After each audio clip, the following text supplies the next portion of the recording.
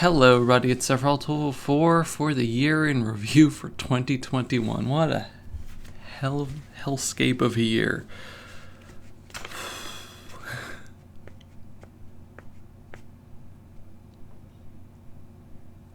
I don't think I'm gonna miss this year. There's a lot of really, really terrible things. I mean, every year terrible things happen and good things happen, but this year sucked. 2020 sucked, but this year sucked. I really thought that, it was going to be better than 2020, and it tried its best to not.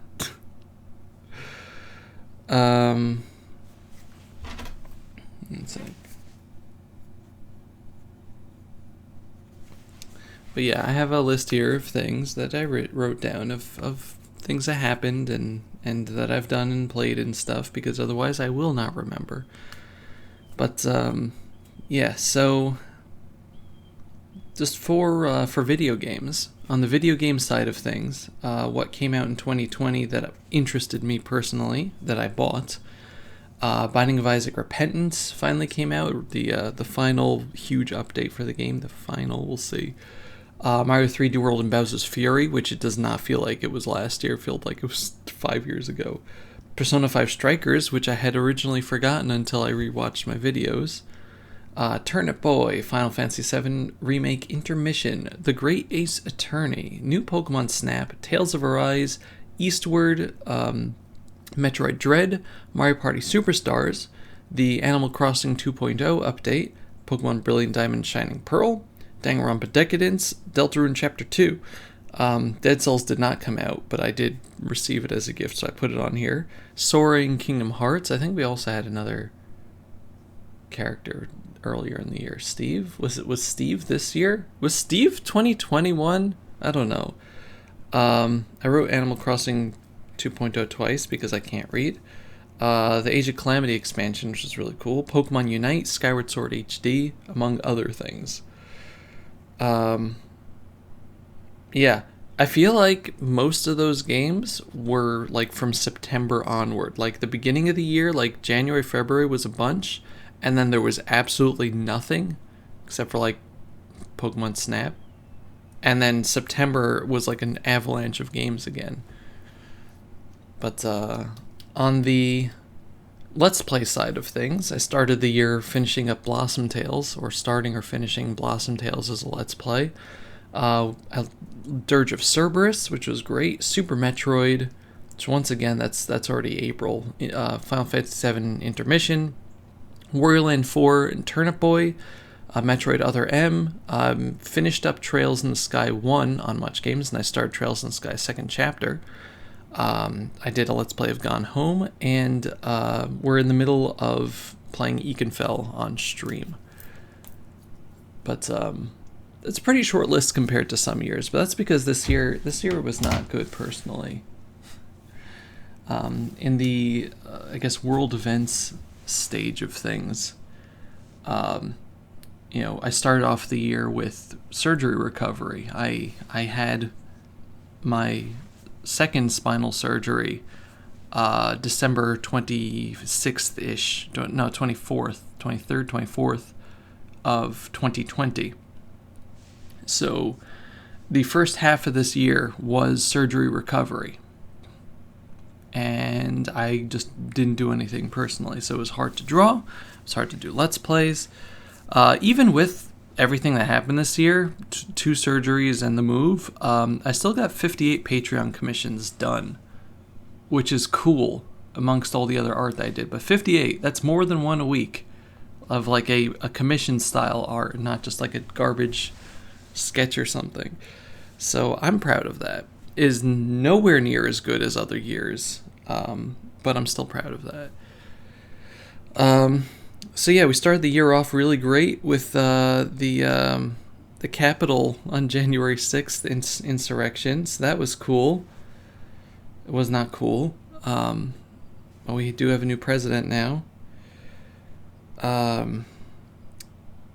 there was a few charity marathons with Sephiroth type stuff, either for John or for Icabagon, amongst other things. We moved into a new house here in at the very, very end of June, but the process started in 2020, but it really started in like early February, maybe. Like the real moving process started early February, so that was just upheaval the whole time. And then it started getting worse. After we moved, my back started getting worse, and it was determined that I need another surgery. So this is surgery number 3, which seems to have worked so far. I am feeling okay. Let's see. I got an iPad from my friend, which I've been using to draw. That's notable enough to put on here. And that's it personally. This year I was a nothing. I mean, I guess you can include that. Like, I feel like I've gotten closer to a whole bunch of people that I've wanted to develop friendly relationships with online. Mainly like MagFest type people. I feel like I've gotten closer to a bunch of people, and that makes me really happy. Whether that's true or not, I have no idea. But I feel like I've gotten closer, and I also feel like I'm less scared of just being me this year. It was one of those years where it's just like, you know what, there's just not enough time in my life to hide parts of myself that in order to make people like me.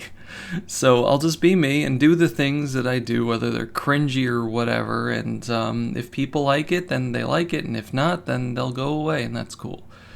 But part of that, I think, is trying to say more positive things.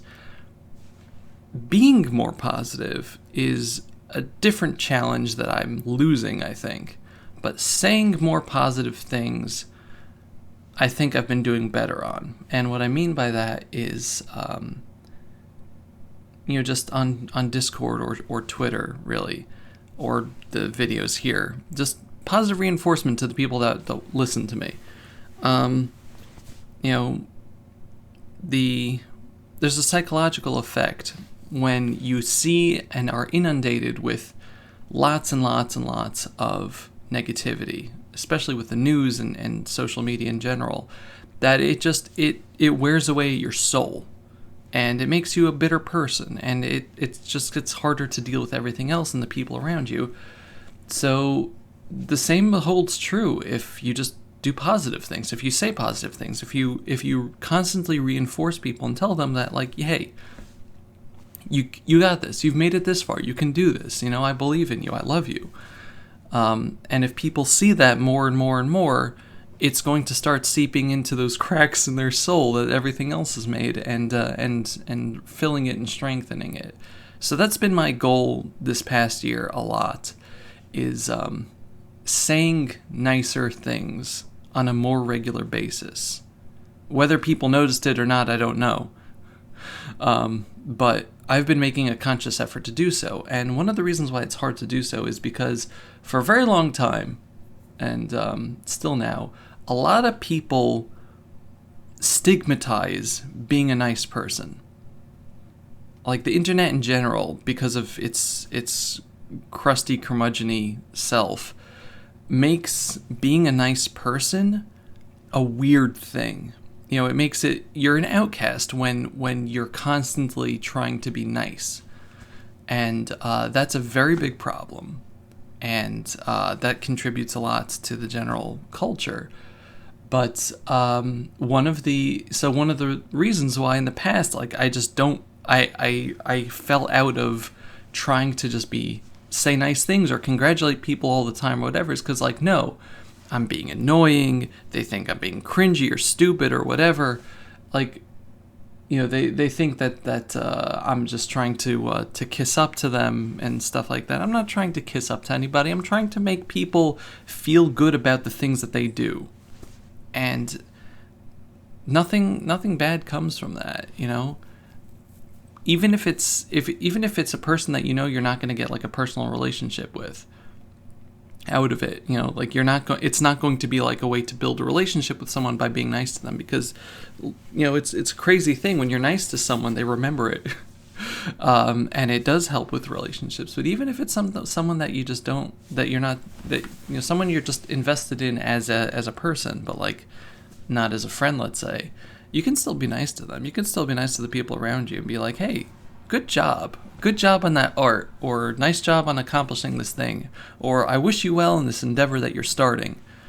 It's so easy to say little things, but like the big hurdle to overcome is feeling weird about it, feeling weird about being nice. And it's something that I'm still dealing with. But I said to myself, like, you know what? I'm just going to do it. And if people think I'm a weirdo, then fine. If I do it enough times and they see that I'm not trying to get anything out of it, or I'm not trying to be a creep, then they'll come around. If you're sincere about something, the people will feel it. If you're not sincere about it, and if you're trying to be a creep, people will feel that too. They won't, at first, either way, they might not see it because it's, they have to get a feel for you as a person. But if you're trying to be sincere about being nice, people will feel that, and it'll come through. It might take time because a lot of people have been hurt before, and they have to build barriers around themselves. But as long as you respect themselves, you respect them as a person and their boundaries, there's still ways to be nice to people without violating their boundaries. So anyway, that was one of my long tangents, but that was one of my quests this year, is to try to feel less bad about acting on being nice to people, as opposed to just trying to be a good person, which is its own separate challenge that everyone, including myself, has difficulty with. But being not just a nice person on the inside, but being a nice person on the outside, and being happy for people's accomplishments, whether or not it affects you in any way, shape, or form. You're allowed to be happy for other people if it has nothing to do with you, or it's not something that you care about at all. It's okay. It's fine. People will appreciate the fact that you're just being there for their good times. Obviously, it's good to be there for them in their bad times as well, but it's always good to celebrate with people. So anyway, that was my major quest this year. Did I accomplish it? I wanna say it's more towards the yes side than the no side. I think as the year progressed, and I started recovering from the surgery and was able to put more mental time into everything, and care less about personal image.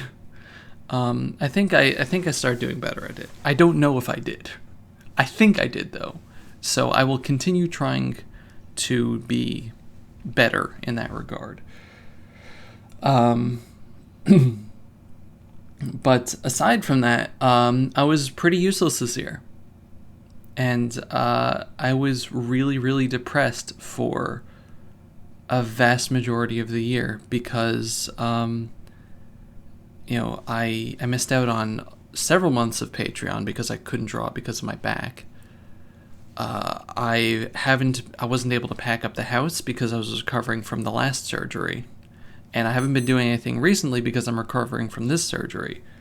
And just the spinal surgery in general has a very long recovery time. It's like 6 months that I can't do work. So yeah, I've been a lump all year, and like my brother's been going to college. He started college this semester, the fall semester. So I still technically have more college education than him, but he's catching up, and he's 11 years younger than me. So that just kind of shows where I am in my life. I have a lot of feelings of a complete lack of self-worth just because I never got an education in college. I had to stop that. I can't do physical, like manual labor work type things, so I can't help around the house. Like we run a few businesses here, like dog breeding and bunny products, like for food and everything else. My mom is like amazing in that regard, and just creating businesses. I can't help in any of it because I can't do anything that involves bending or lifting or twisting. And it turns out that everything in your life involves bending, lifting, and twisting. So yeah, I've just been useless this year. And it sucks. It really sucks. Especially when everyone around you is doing important things or needs to do important things. And you have to sit there. You're the family lump. So yeah, that's why I tried to focus more on what I could do, which was just trying to bolster the people around me emotionally. So yeah, that was my stupid goal this year. I think it's important, but also like it's really depressing not doing anything else. And like, the back stuff also affected my ability to do moderating on Twitch or helping out with projects for other people. And my stamina is gone. It's severely limited in like everything I do. So one of my goals this year, I don't make resolutions because it ends up being, in my case anyway, a tool to get depressed as opposed to a tool to motivate. Some people New Year's resolutions motivates them, and that's awesome.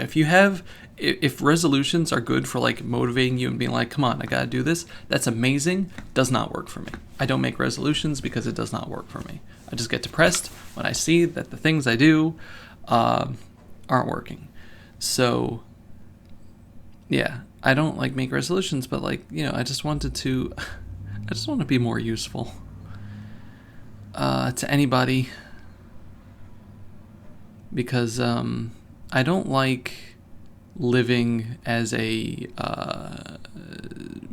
doing things only for myself type of person. You don't get anything out of that. Like, there's nothing you get out of living for yourself. Maybe some people do, but not me. But anyway, I'm sorry, this turned into a psychology talk. But yeah, I'm just talking about the last year and this coming year. This last year was just very, very difficult for me, and I spent a majority of the year depressed because I just feel useless. I feel useless all the time. I came so close at so many points to just up and leaving, Twitter, Discord, Patreon, YouTube, everything. It was like several times a month, every single month, for the whole year. Just because, and I did have to take a few breaks over the course of the year. But it was just because I feel like I'm not doing anything, and by not doing anything for anyone, it's taking away, So yeah, I'm trying to get over that, and I talked to a few people, and they assured me that I have been at least somewhat of a help over the year. So I appreciate the people that have told me that I have helped them in any way, shape, or form this year, because I don't feel it most of the time. So yeah, thank you for those people who have said things, or at least just been like, hey Dovey, you're a nice person, or the things you have said at some point have helped me or motivated me or whatever. I appreciate every single time someone says something like that.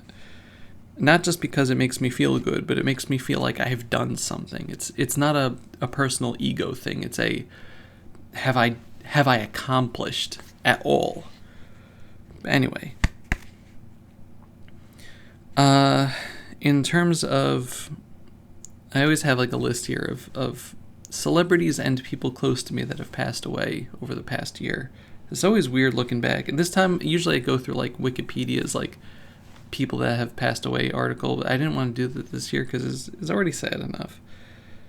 But the year started off with my rabbi from my old two towns ago, West Hempstead, where I grew up, Rabbi Kelmer, passing away suddenly, which was just a great loss because he was, I talked about this at the beginning of last year, but he was just a person that embodied everything that I want to be in terms of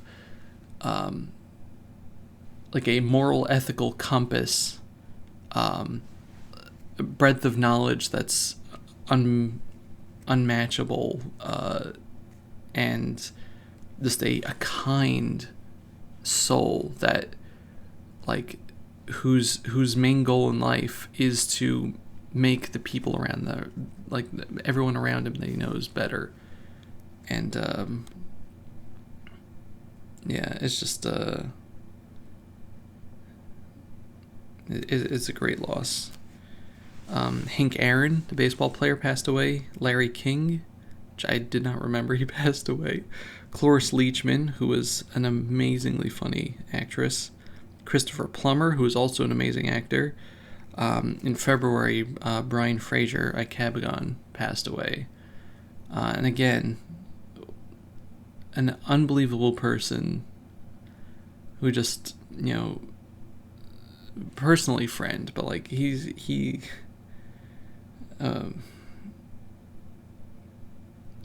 just always stood up for his friends and was always there for everyone around him.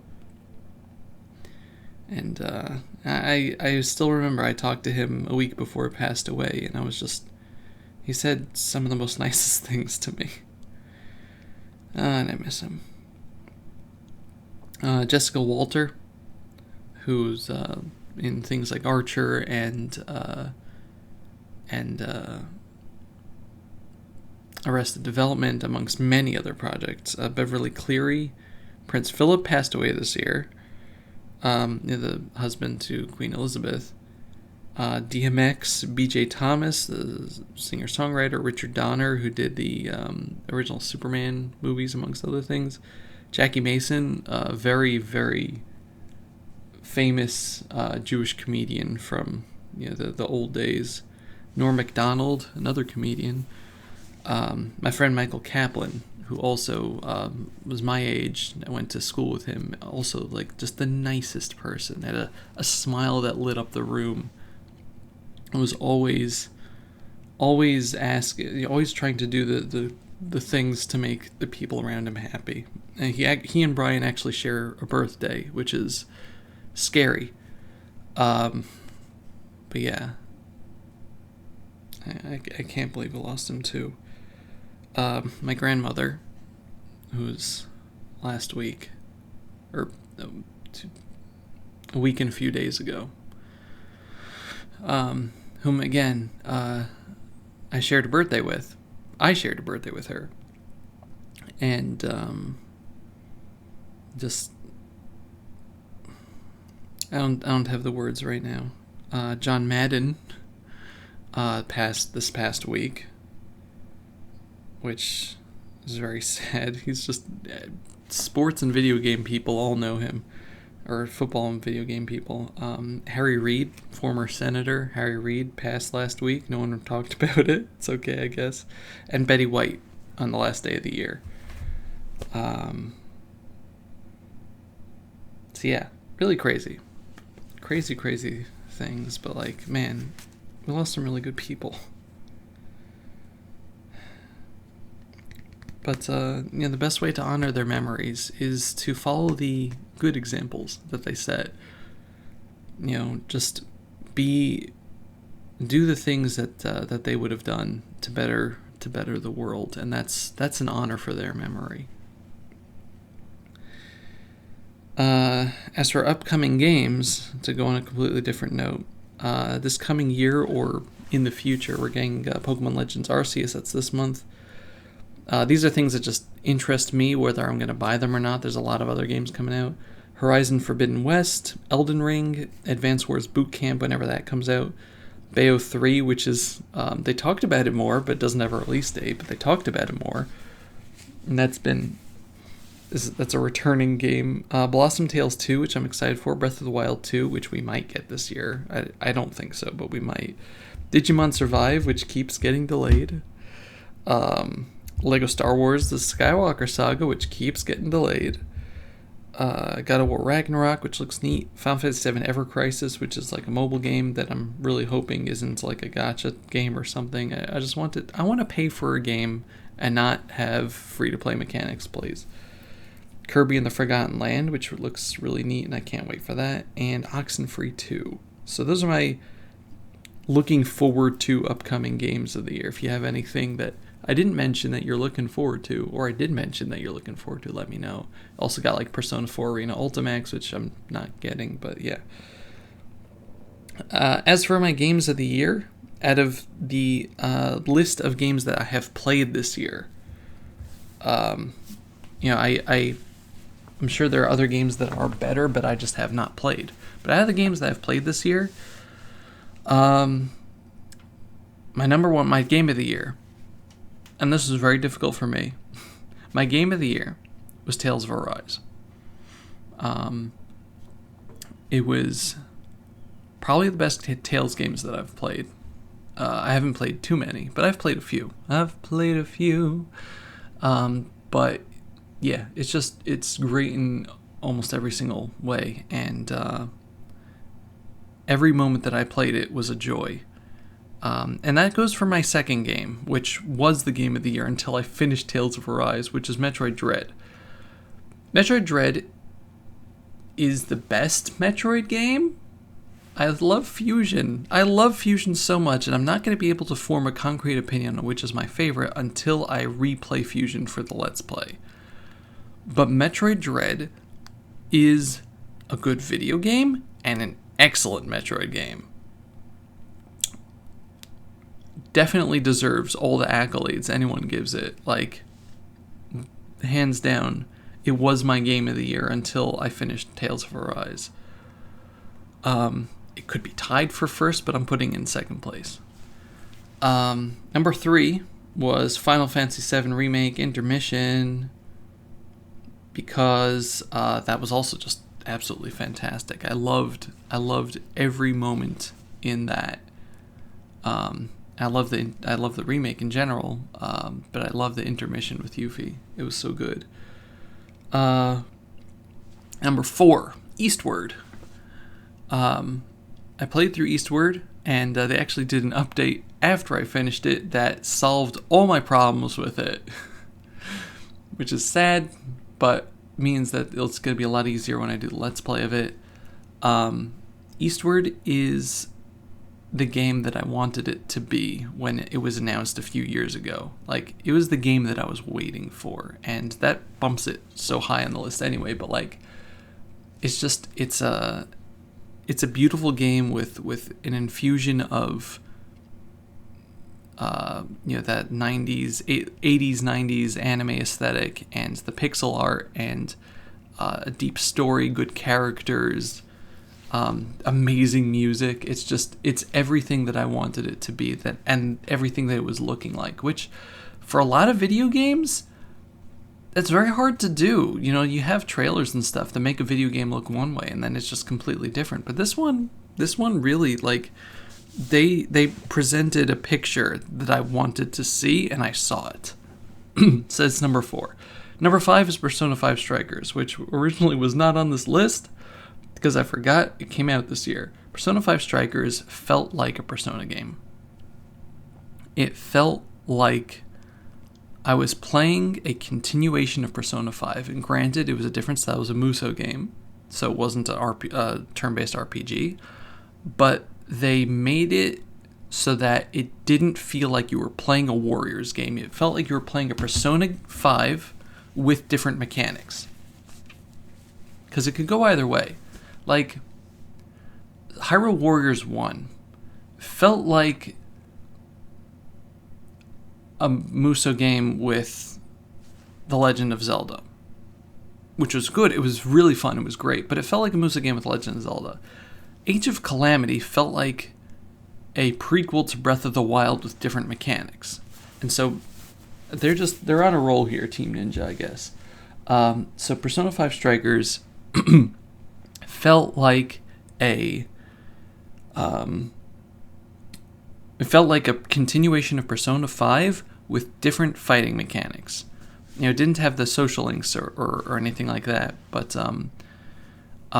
it had the same art aesthetic, the same characters, the same feel. The new characters felt like they belonged in the game. The music was amazing. You could get soundtracks from some of the other Persona games, and just the entire system and the story and everything was beautiful. The only thing that wasn't good about it was trying to 100% it, because it wasn't difficult to 100%, it was time consuming and just made you grind and grind and grind to get to that platinum trophy, and it wasn't worth it. You can beat the game well before maxing out your character's stats or the skill, the skill things that you get from leveling up and stuff. It was easy to do that. I didn't play it on harder difficulties, mind you, but it was just easy to do that. So yeah, that's my number 5. It's a very close call between all 5 of those. Like, all 5 of those games are in the I highly recommend you play category. The others are just good games I played this year. Number 6 is Pokemon Brilliant Diamond. I did not have expectations going in, because Pokemon is very divisive lately, and I don't get involved in that. It's not worth my time in my life to get involved in Pokemon discourse. So, I just get excited. I'm like, hey, this looks neat, and I'll try it. It was very good. It was actually better than I expected, and I'm enjoying it a lot. I have beaten the Elite Four. I have not done the survival area and stuff like that yet, and I haven't done the legendary hunting, but I watched my brother do it. But it's good. It's a faithful adaptation. The music is good, and they have a similar thing to the Heart Gold Soul Silver, where you can get the DS sounds instead of the Game Boy sounds. The DS sounds where you get the old soundtrack and stuff. But I think the look is cute. I like it, and it's neat. Number 7 is Danganronpa Decadence. It's all the way down in 7 just because of the other strong games that we had on the list. Danganronpa, I'm also putting it there because I'm not really... I'm listing as a whole, but I've already played 1, 2, and 3, which V3, which I love those games so much. And if I was putting them on a list, it would be higher. If I was including those on a list, it would be higher. Ultimate Summer Camp is really good, but only if you're okay with grinding out the gacha mechanics. All of the character interactions and the way that they fixed the system from the Ultimate Talent Development Plan from V3, they fixed every problem I had with it, and it's still a gacha, and they still have microtransactions if you don't want to do the gacha, which I don't recommend because all you have to do is just grind a bunch. But I never felt like I had to pay for anything so far, and I've gotten anything I wanted, really. You just have to play the game, really. So I haven't felt like I needed to use the money thing, and the money thing maybe is there, and it's stupid. I don't like that it's there. Maybe that's why it's also lower on the list. But it's really good. They improved the system so much between the battles and the board game part. But yeah, it's definitely in the top 10 for me, and I love Danganronpa in general, but it feels good. It's a fun game, and I've been enjoying it so much. 8 is Great Ace Attorney. I have not beaten that game yet. I haven't beaten the first one. I haven't touched the second one. But I've played 4 trials in, and I have loved every second of it as well.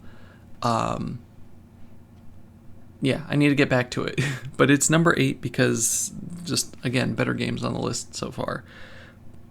Number 9 is Skyward Sword HD. It answered every problem that I had with the original game, which is mainly based on the motion controls. So, excellent, absolutely excellent music, amazing art style, fun story, fun characters, not difficult to 100%, except for the boss gauntlet, which can be annoying.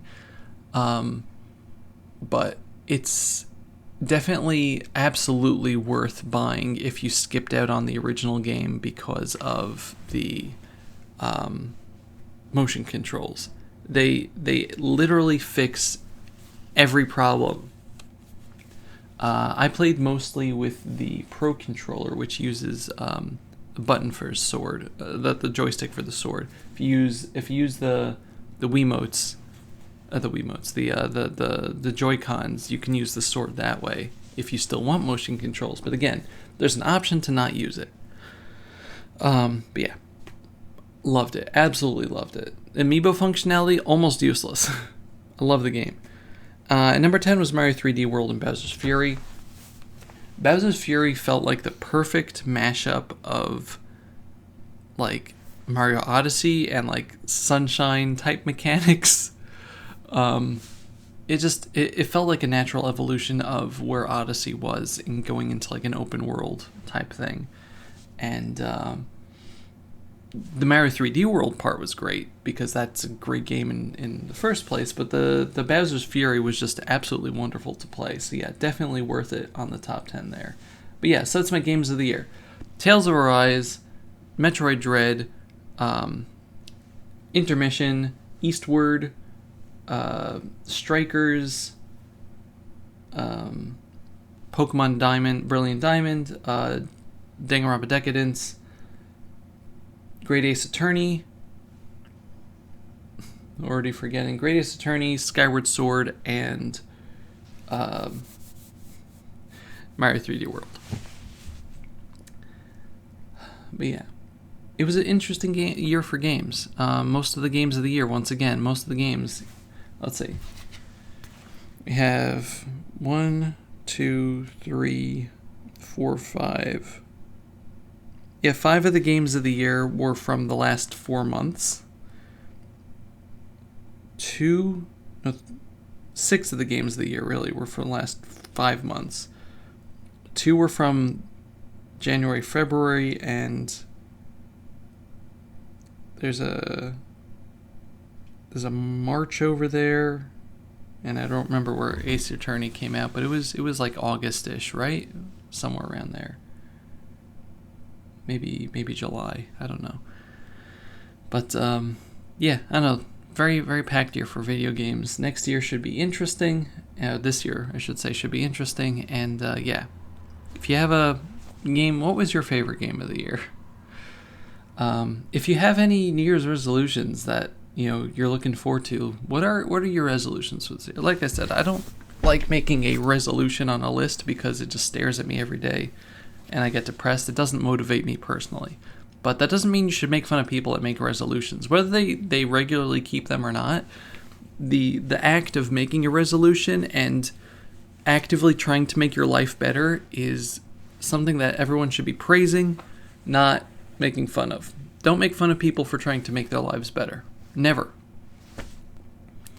But yeah, so if you have any resolutions that you're really looking forward to keeping or doing this year, let me know. But yeah, as I said in the weekly update video, I hope this year is amazing for us. This, unfortunately, COVID is continuing its rampage with Omicron, which seems to be a lot more transmissible and a lot less deadly. But we'll see over time how that goes and where it goes. But stay safe. Stay awesome. I wish you the very best with what you want to get out of this year.